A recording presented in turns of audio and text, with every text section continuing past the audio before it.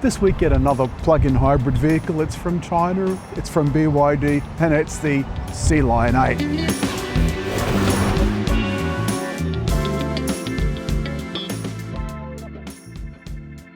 This is a handsome vehicle. Similar in size to Kia's Sorento PHEV that we did a few weeks ago. So for that reason, I'm going to compare this to that. For a start, there's the Driveaway price. This finishes up around 73,000, 74,000 Driveaway because this is the top of the line. The Sorento, $93,000 Driveaway. And the reason I'm giving you Driveaway prices is it's more of an indication of what you get when you go into the sales room. And the 21-inch wheels have these kind of aerodynamic covers. And I really like the vent door detail, because this particular PHEV is like most of the Chinese ones now. They come with this kind of super drive thing, which is an EV with a petrol motor attached, as opposed to older Toyota drives, for example, that were a petrol engine with kind of an electric motor attached. This doesn't have a transmission as such. It's got a dedicated hybrid transmission, but that means that it's very, very smooth. It's got my pet hates, these pop-out door handles that disappear every time you want to use them. So annoying. But have a look at this. You don't often see that. That's perfectly smooth. What a lovely touch. You're still getting a full-length sunroof, massage on the outer second row seats, plus cooling and heating, plus another temperature zone, and a couple of USBs. And when you close the door, it's so quiet in here. There's also privacy glass. It's darker there than in front. And that goes all the way around. Like the Kia, you can move this forward so long as no one's sitting in the front. And we've got Dyne audio sound. There's some thoughtful vents up here. And look at the amount of legroom. There is so much legroom here that, that's just ridiculous. However, you can pull the seat forward and that makes it a little bit easier for the people in the third row to get in. Leave them at home, because I'd much rather have that much extra legroom. It's a manual lever, so thank goodness. It's something that you don't need to worry about breaking.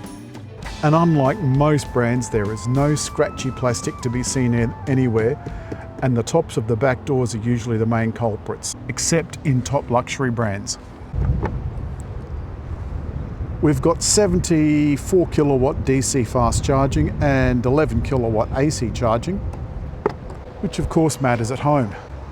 And this has dual motor performance, because this is an all-wheel drive. There is a front wheel drive as well, but not in this top version. Inside a cornucopia of room, I've got this seat up to show you. Without that seat back forward, that's all the seat space you've got. And of course the seat backs recline. The third row at least do get their own cup holders. Under the floor,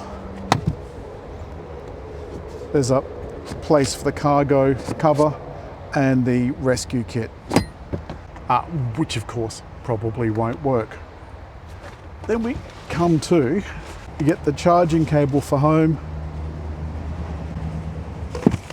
plus that also fits into the same socket, the one that gives you an extra couple of power points to discharge the power for your campsite and so forth. You can close or close and lock, like all good SUVs should. And in the front, again, more massage seats with electric adjustment and a door with proper controls. Hallelujah, it's not in a bloody menu. Down below, petrol and rear hatch. The dash is mercifully free of clutter, and the speaker grills for the Dyne audio I think look smashing. Again, beautiful servicing all round. And there's the on-off and volume switch. Press and hold that and that will reset your infotainment system. The front defroster, switch between HEV and EV. the start-stop button, auto brake hold, hazard flashes, and drive modes, including a couple of off-road ones. Behind that is a little cubby hole and some cup holders and a reasonably generous center console. There's a 50 kilowatt cooled phone charger, some well-placed vents, and a little trinket tray. I've been having trouble getting my phone to connect automatically to wireless CarPlay, but I've done that now, so hopefully, again, it will work just fine. You've got some air conditioning controls along the bottom. This is a Google operating system, so it operates like any other Android device, which I quite like. And I particularly like this. Have a look at this. I don't know if you can see the little blob at the side? I love that a lot. These are your shortcuts, including heating and ventilation for the seats. And you can see I can do all 4 seats, and I can fold the seats as well. I can also control the heating, the massage, and the adjustment from here too. Not that I can think why you would ever want to, just use the buttons on the side of the seat. And we've got some memory positions. I found the front bolster control as well. Very handy. The top model has beautiful leather, beautiful surfacing, lovely finishes, and even on the top of the dash right at the front, it's that same lovely woven look fabric that you get all the way around the cabin and up here onto the headlining. Steering wheel nice and straightforward, easy to understand buttons, microphone, audio, and so forth. We can just swap between functions on the main screen, and there's a lovely wide head-up display. That whole box there projects up onto the windscreen. Like Tesla, the gear lever is down on the right-hand side. All week putting this in a different gear when I've meant to be indicating. But I've been keeping this charged at home. Once you're on the road though, it's where the difference between this and the Kia, for example, really starts to bite. Now remember, this is, I'm going to call it 20,000-ish cheaper than the lesser equipped Kia. When you take off, I'm going to pop this into sport.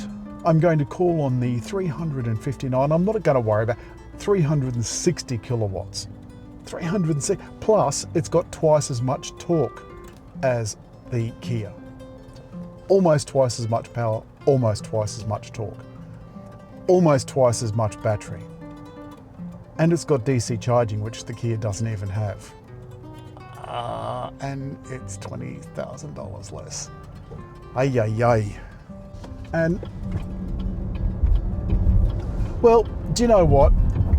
For 360 kilowatts, that actually feels pretty mild.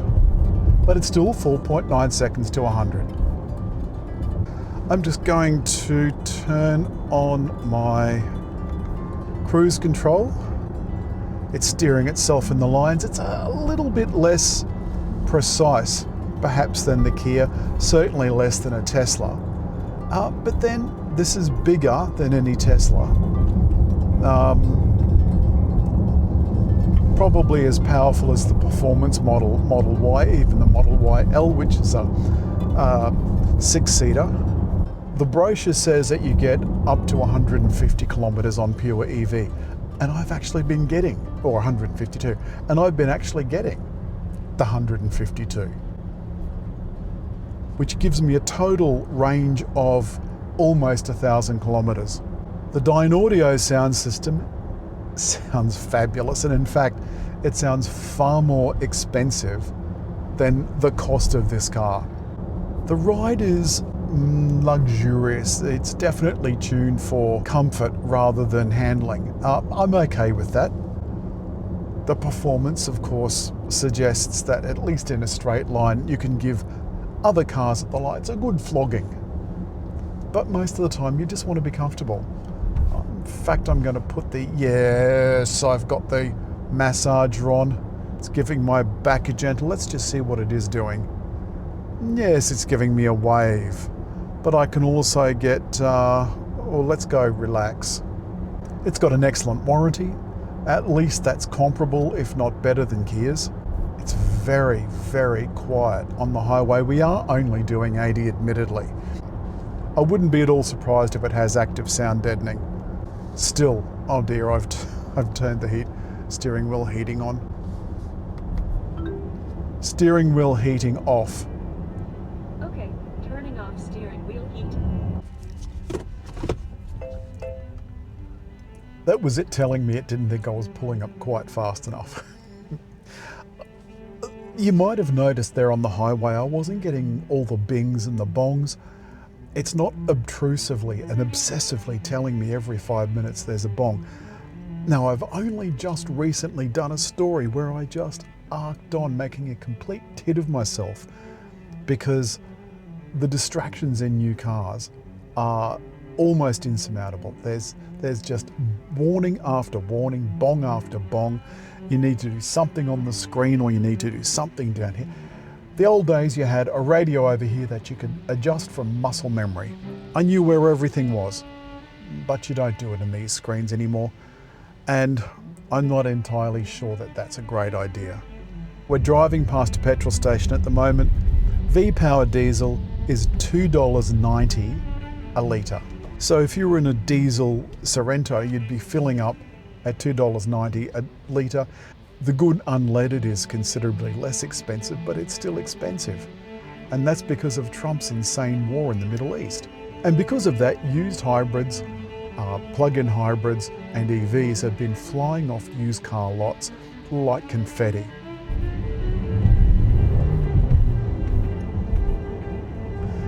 Now I just got a little bit of burst of engine then, because the engine with that dedicated hybrid drive, or whatever it is BYD is calling it, will allow the engine to kick in at very low speed. That's only the second or third time this week that my engine is cut in. Now, if you're wondering where I'm going, I'm popping in to do my local shopping. Okay, I don't know if you can see it, but my head-up display has been displaying that same thing for about the last, I don't know, 25 minutes. So now I'm going to reset, and you can see that there's no active navigation there, but that isn't active either. So there's no active navigation anywhere, and yet you can see those arrows. That is still, I don't get this at all. I'm going to reset this again for the 50th time. I'm going to press and hold that, and that should make everything go off. Okay. So you can do this while you're going. You get that message and the screen goes to a simple mode. So you can still drive while it's resetting, but you'll notice the head-up display has now stopped displaying whatever it was displaying. So whatever that reset did was, I could fix the upset.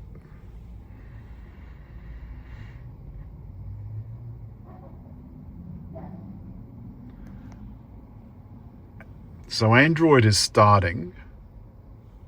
You can see my Google Maps has started there. Google Maps is already here. That's already started. And you'll notice it still hasn't reconnected to CarPlay. And it won't. It will not reconnect to CarPlay automatically. I have to go and do that manually.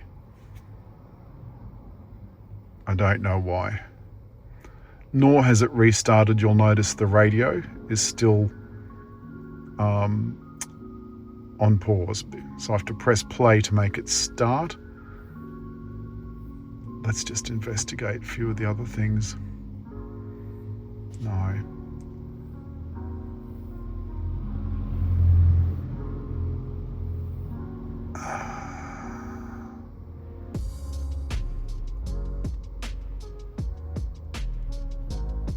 Okay, all right, I'm going to go in, and the way to restart the CarPlay, so this may stop recording when I do it, is I have to go and do this every single time I get into the car. And it's telling me that my phone, and you'll see that it's now connected. As I suspected, it stopped recording. There you go. But you can see that I'm now connected to CarPlay. So if I go to CarPlay, whoops. Oh, it's already in CarPlay.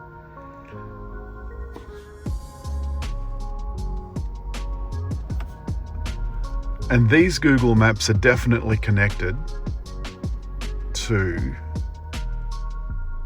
these Google Maps. It's a bit of a trap for young players.